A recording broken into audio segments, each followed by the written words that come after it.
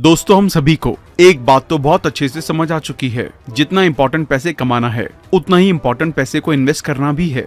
Investing ही एक ऐसा तरीका है जिसे सीखकर हम अपने पैसे को मल्टीप्लाई कर सकते हैं और असली में असली वाले अमीर बन सकते हैं।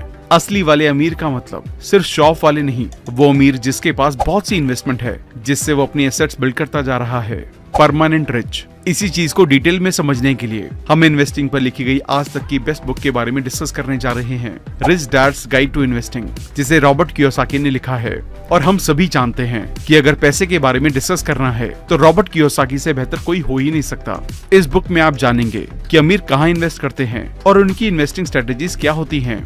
आसानी से समझने के लिए हमने इस बुक को 33 इन्वेस्टमेंट लेसन में बांटकर बताया है, जिसमें आप सीखेंगे एवरेज इन्वेस्टर से शुरुआत करके प्रोफेशनल इन्वेस्टर और अमीर बनना, मार्केट में कितने तरह के इन्वेस्टर होते हैं, सफल इन्वेस्टर बनने के लिए क्या जरूरी है, मार्केट में 90% पैसा 10% इन्वेस्टर के पास क्यों है, एवरेज और प्रोफेशनल इन्वेस्टर के बीच क्या डिफरेंस है, अमीर इन्वेस्टर बनने के लिए किसकी जरूरत है, अमीर इन्वेस्टर हर मार्केट में पैसे कैसे कमाता है, चाहे मार्केट ऊपर जाए, डाउन हो या मूविंग में चले। तो चलिए फिर शुरू करते हैं। सबसे पहले ये जानते हैं कि कहाँ इन्वेस्ट करें। ऑथर के रिच डैड कहते हैं कि सबसे पहले इन्वेस्टमेंट के बारे में तुम्हें अपने माइंड को ट्रेन करना चाहिए ताकि आप वो देख सकें जो एवरेज इन्वेस्टर नहीं देख पाता। इसके लिए इन्वेस्टमेंट के बारे में किताबें पढ़ें, सेमिनार से नॉलेज हासिल करें और अपनी अकाउंटेंट और ब्रोकर की टीम बनानी चाहिए। जितनी ज्यादा नॉलेज आप गेन करेंगे, आपका माइंड इन्वेस्टमेंट के लिए ट्रेन होता जाएगा। इसके लिए आपको इन 5 किताबों को जरूर पढ़ना चाहिए। One Up On The Wall Street, Coffee Can Investing, I Will Teach You To Be Rich, The Intelligent Investor और रिच डैड पुअर डैड। अब पैसे की फाउंडेशन को बिल्ड करें।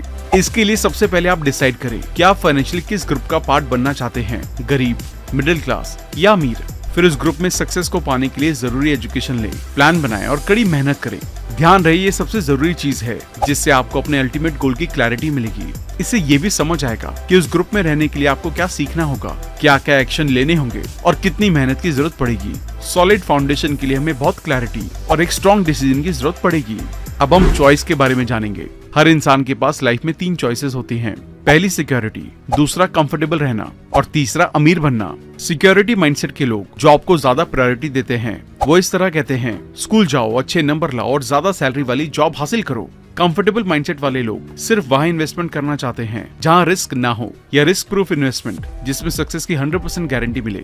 अमीर माइंडसेट वाले लोग ये जानते हैं कि रिस्क के बिना सक्सेस मिलना इम्पॉसिबल है, इसलिए वो अपनी फाइनेंशियल नॉलेज को बढ़ाते हैं ताकि रिस्क को कम से कम करके प्रॉफिट को बढ़ा सके।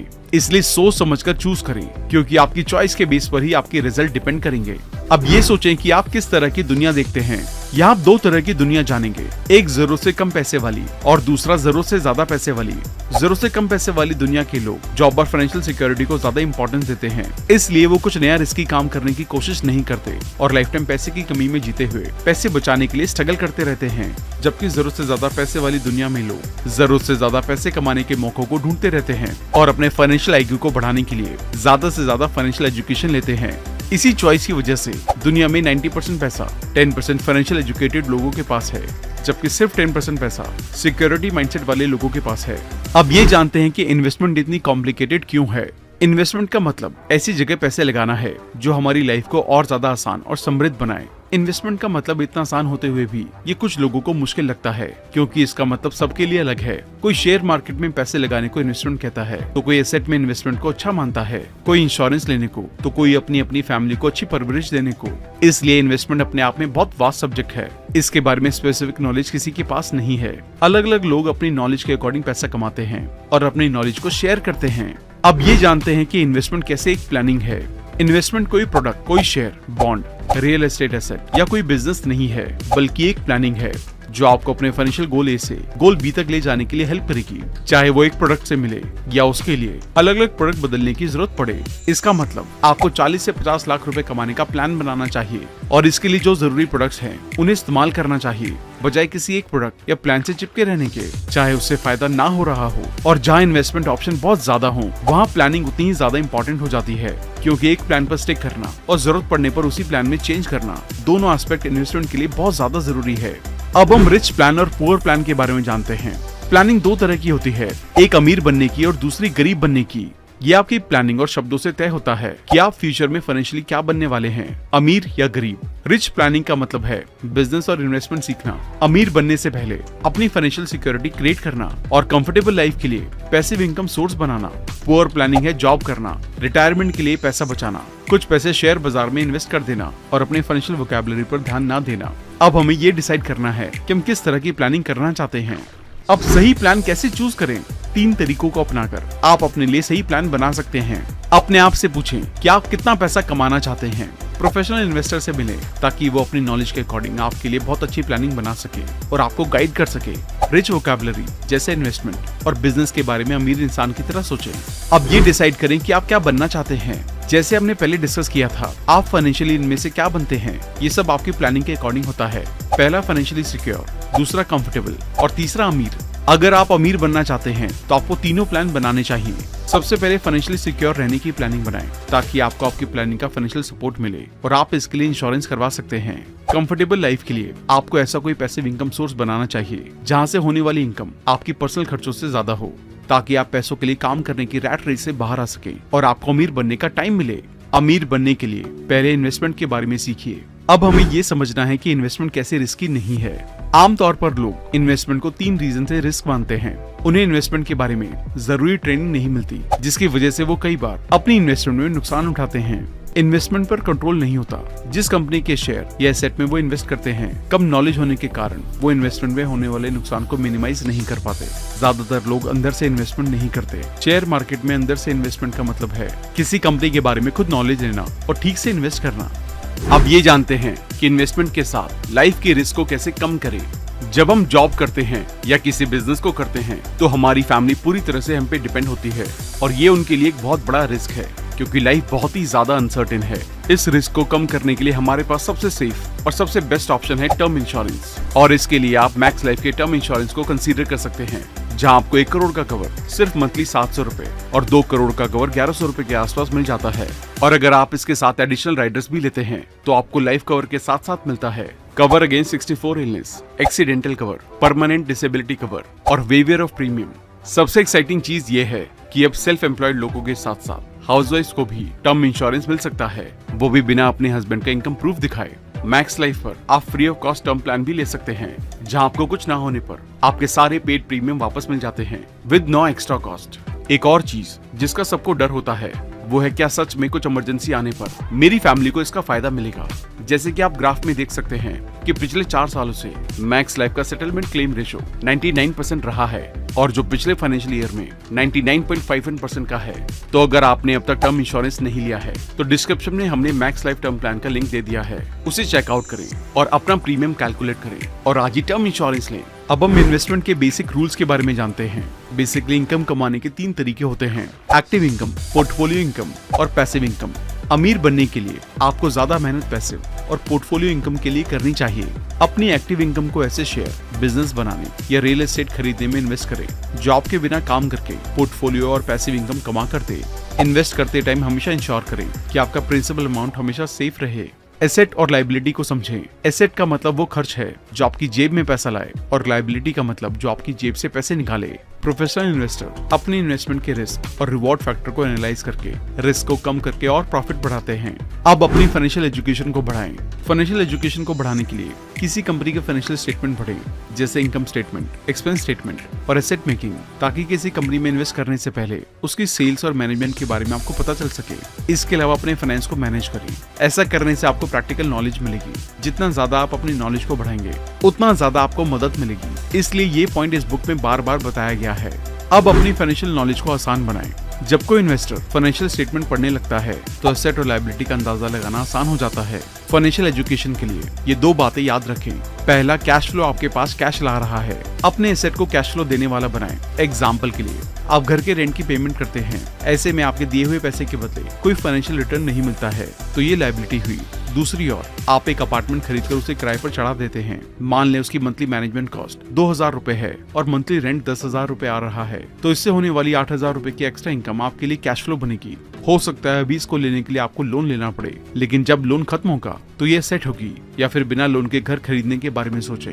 अब हम गलतियों के मैजिक के बारे में समझते हैं। मिस्टेक सक्सेस का एक हिस्सा है। जो गलती से बचे रहने की कोशिश करते हैं वो इन्वेस्टमेंट और बिजनेस के बारे में जरूरी लेसन नहीं सीख पाते और लाइफ टाइम स्ट्रगल करते हैं। गलती ना करना ऑथर के पुअर डैड की तरह है। जो ऑथर अक्सर पैसे को लेकर ऐसी बात कहते थे, मैं कोई फाइनेंशियल रिस्क नहीं लूंगा क्योंकि मैं पैसे खोना नहीं चाहता। इसी तरह बेसिक इन्वेस्टमेंट और मैनेजमेंट की एजुकेशन नहीं लेना, सिर्फ प्रॉफिट पर ध्यान देना भी फेलियर की तरफ ले जा सकता है।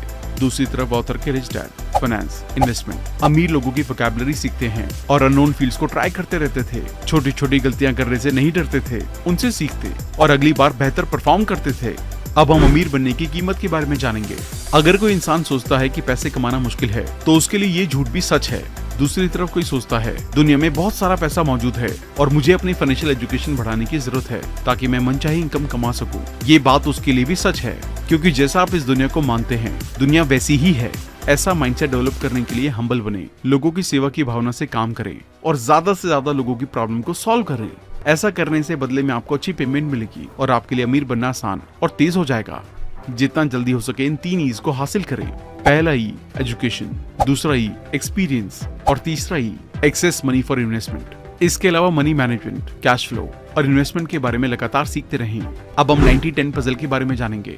यहाँ उतरुण 10% इन्वेस्टर के बीच में डिफरेंस बताते हैं, जिनके पास 90% पैसा है और बाकी 90% जो सिर्फ 10% पैसे कमाते हैं। जो 10% इन्वेस्टर 90% पैसे कमाते हैं वो ज्यादा एसेट बनाने पर ध्यान देते हैं। वो अपने 3 E's को बढ़ाते हैं ताकि अपना बिजनेस या एसेट बना सके। एग्जाम्पल के लिए एक कंपनी बनाना, उसका IPO इशू करना और मार्केट में उसके शेयर बेचना। साथ ही 90% पैसे के मालिक 10% दूसरी कंपनी के शेयर और एसेट में इन्वेस्टमेंट तो करते हैं, लेकिन पहले खुद की कंपनी और एसेट जरूर बनाते हैं। जबकि 10% पैसे कमाने वाले 90% इन्वेस्टर अपना ज्यादातर पैसा दूसरे की कंपनी में इन्वेस्ट करते हैं। ये बुरी इन्वेस्टमेंट नहीं है, लेकिन इस तरह के एसेट में आपका कोई कंट्रोल नहीं होता है, इसलिए आपके प्रॉफिट और लॉस उस कंपनी के मैनेजमेंट और मार्केट पर डिपेंड करते हैं। इसके अलावा ये लोग blue chip fund, top 500 company और निफ्टी 50 कंपनी में इन्वेस्ट करते हैं, लेकिन पैसा, कैश फ्लो, बिजनेस और इन्वेस्टमेंट के बारे में अपनी नॉलेज को नहीं बढ़ाते हैं। अब हम 90-10 पजल को सॉल्व करेंगे। अगर आप 90-10 पजल को सॉल्व कर रहे हैं तो आप एंड में खुद का बिजनेस बनाने के जवाब पर पहुंच गए होंगे। अगर आपका जवाब हाँ है तो यह आपके लिए बहुत ही इंपॉर्टेंट डायरेक्शन है। अगर आप बिजनेस करने की सोचते हैं तो पहले अपनी लाइफ की प्रॉब्लम को ऑब्जर्व करें, दूसरे लोगों की प्रॉब्लम्स को देखें और उन्हें सॉल्व करने की सोचें। प्रॉब्लम्स को सॉल्व करके सोसाइटी को अगले लेवल तक ले जाने, उनकी लाइफ में वैल्यू ऐड करने के बारे में सोचें। अपने बिजनेस को चुनने के बाद एक्शन लेना शुरू कर दें और टाइम के साथ अपने आप को डेवलप करते रहें। इसके अलावा आपका कॉन्फिडेंस और भरोसा भी एक सक्सेसफुल बिजनेसमैन बनने के लिए बहुत जरूरी है। अब हम इन्वेस्टर के टाइप के बारे में बात करेंगे।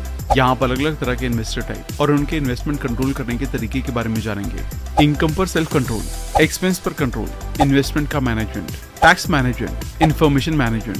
5 तरह के इन्वेस्टर्स। मान्यता प्राप्त इन्वेस्टर, लगभग $1 लाख से ज्यादा एनुअल इनकम वाला investor. Qualified investor, qualified investor समझता है कि पब्लिकली कैसे काम करें। इसे आउटसाइड इन्वेस्टर के रूप में भी जाना जाता है। म्यूचुअल इन्वेस्टर, इसके पास 3 E's होते हैं और ये इन्वेस्टमेंट की दुनिया को समझते हैं, जैसे टैक्स और कॉर्पोरेट लॉस का इस्तेमाल करके कैसे टैक्स को कम किया जाए। इनसाइडर इन्वेस्टर, ये कंपनी मैनेजमेंट के अंदर बना रहता है, उन्हें जानता है और उनके डिसीजन पर इम्पैक्ट डालता है। एक सक्सेसफुल इन्वेस्टमेंट के लिए इनसाइडर इन्वेस्टमेंट का टारगेट बनाना चाहिए। फाइनल इन्वेस्टर, फाइनल इन्वेस्टर एक सक्सेसफुल बिजनेस का मालिक होता है। तो सबसे पहले बात करते हैं मान्यता प्राप्त इन्वेस्टर के बारे में। जैसा कि हमने पहले डिस्कस किया कि मान्यता प्राप्त इन्वेस्टर ज्यादा इनकम वाला इन्वेस्टर होता है। मान्यता प्राप्त इन्वेस्टर अलग अलग देश के अकॉर्डिंग अलग अलग है। फॉर एग्जाम्पल, अमेरिका में $2 लाख एनुअल इनकम वाला इन्वेस्टर माना जाता है। मान्यता प्राप्त इन्वेस्टर के पास बहुत पैसा होता है, लेकिन उनके पास इन्वेस्टमेंट के बारे में ज्यादा नॉलेज नहीं होती। 3 E's के बारे में बात करें तो उनके पास एक्स्ट्रा इनकम होती है, जबकि बाकी चीजों की कमी होती है। ये ज्यादा रिस्क वाले इन्वेस्टमेंट भी कर देते हैं।